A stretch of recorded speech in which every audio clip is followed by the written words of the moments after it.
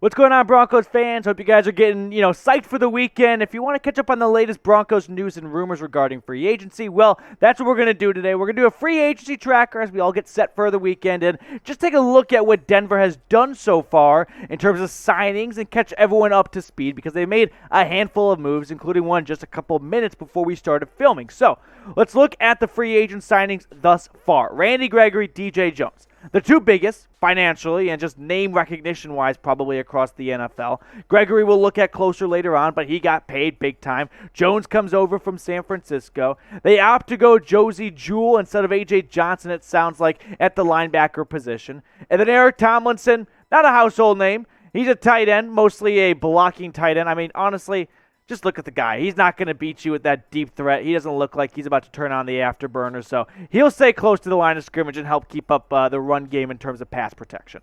Here's some other free agent signings. Tom Compton, kind of a flex offensive lineman. We'll check out his numbers later on in the video as well, but he can help out at guard, center, tackle. He can just be plugged in wherever you need him.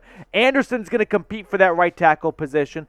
Andrew Beck's your tight end / fullback. He returns to Denver as well. And then most recently, the journeyman, the guy who's lived in more zip codes than anyone else I know, Josh Johnson. We'll run through all the teams he's played for and adding the Broncos on to the very end. But with those eight names in mind, who's been your favorite signing so far? I think the easy answer is Randy Gregory. That's the biggest name of the bunch. But maybe you want to get a little cute with it. You want to go, well, value-wise, I like DJ Jones a lot, or I like Josey Jewell. Let me know in the comments who your favorite signing has been thus far.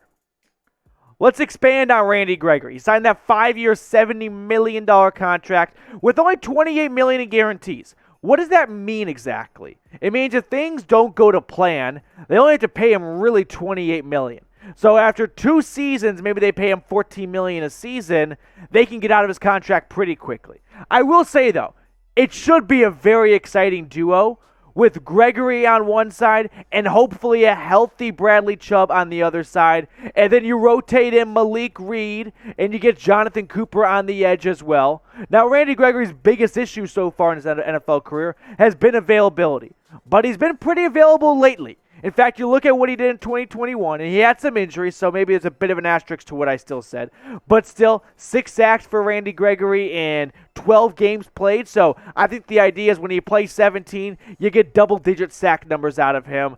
He's also had some issues with substance abuse, but hopefully that's all in the past, and we can look forward to Randy Gregory turning a new page, starting a new chapter at Mile High. He's also been quietly a peanut punch kind of guy. Tons of forced fumbles on his resume. So exciting to see those loose balls pop out from AFC West opponents like Devontae Adams, who joined the party in the West. So with that all in mind, predict it for me. How many sacks will Gregory have in 2022? Could he get double digits? Let me know in the comments.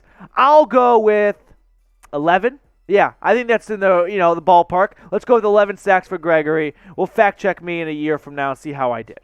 Next signing, Josey Jewell. Signed a 2-year, $11.5 million contract to come back to Denver. I like this move a lot because Jewell was a big, this is going to be a breakout season for him in 2021. Unfortunately, after a week and a quarter, was it the second quarter he got hurt in Jacksonville and that special teams play? That was the end of the season for him. Now, I think he's going to be the starter alongside Baron Browning, but maybe Denver looks to upgrade even more by getting Bobby Wagner, who is still on the street. We'll find out. DJ Jones is another free agent pickup by the Broncos, one I like a lot. Now, Shelby Harris was more of a defensive end 3 technique in that 3-4 scheme, but DJ Jones is going to be a run stopper. They get him for 3 years, $30 million. And a good way to measure if this was a good signing was how does the other team's fan base react on Twitter? Are they sad or are they low-key a little happy? Niners fans, Niner Empire, they were pissed. And why not? When you put up numbers like this in 2021, being one of the top 20 defensive tackles, he ranked 18th out of, I think, 110 defensive tackles in the NFL. He was one of the best run stoppers out there. The Broncos get him. A good move by Payton. Maybe not a big move, like name recognition-wise in the moment, but here's what I'll say. You'll know his name quickly. That's the kind of impact he can have on a team. If a signing happens here on the channel, We break it down for you. We keep you up to date on the latest Broncos news, rumors, free agency news, really anything Broncos related under the sun. So make sure you're subscribed. That way you never miss a thing. And that way, when a breaking news story happens, like, I don't know, Russell Wilson getting traded, we go live on the channel and we have a party with you. Another move here by Denver. Not too long ago, Tom Compton gets signed. He's had a lot of experience in his career. Signed to a 1-year deal. Don't have the details yet, or I just couldn't find him on Twitter. I don't remember. He's entering He's entering his 10th season, and he's got some experience. He's with San Francisco last season. Made a couple starts for the Niners as they had some injuries with like Mike McGlinchey and some other parts of their front line. But 44 career starts to be maybe like your sixth man, right? That flex, that swing tackle guard, really just push him in wherever you need. That's what he does. He's a valuable depth piece for the offensive line, which, face it, kind of sucked-ish. I mean, they weren't the worst offensive line. I think Pro Football Focus, which does a good job of grading the trenches because it's hard to pull stats from there, had him 18 out of 32. So just, in the bottom half by a hair, but still, there were some injuries. Reisner, Glasgow, we had Bobby Massey go down.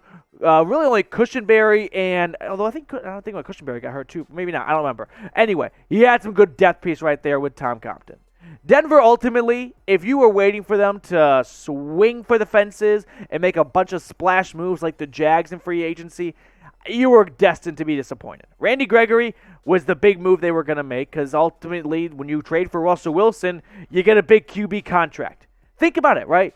Before the Russell Wilson trade, how much were they paying their quarterback? It was Drew Lock. I think it was $4 million. You upgraded big time.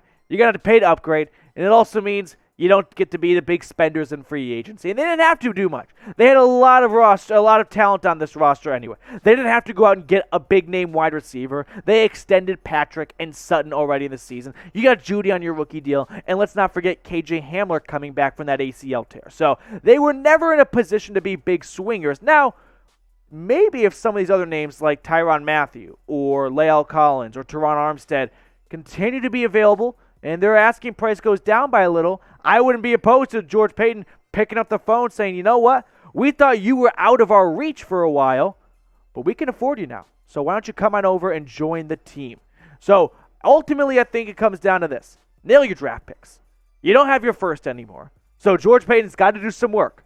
It won't be easy to not come away with a stud when you don't have a first-round pick. But still, you got a second, you got a third. I want to see if one of those picks go to the offensive tackle position to get some actual depth and, some youth and hopefully a long-term starter at that right tackle position. And then the other one, get your best player available.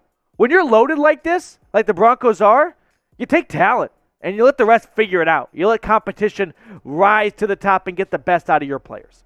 One last time, make sure you are subscribed to the channel. That way, like I said, when news happens, or if you're just sticking around for the first time or joining us for the first time, once we get into the season, there's a lot of fun stuff to talk about. So make sure you're subbed. And if you've already subscribed, we appreciate you joining us here at the Broncos Breakdown. We'll catch up with you guys later for the latest Broncos news and rumors.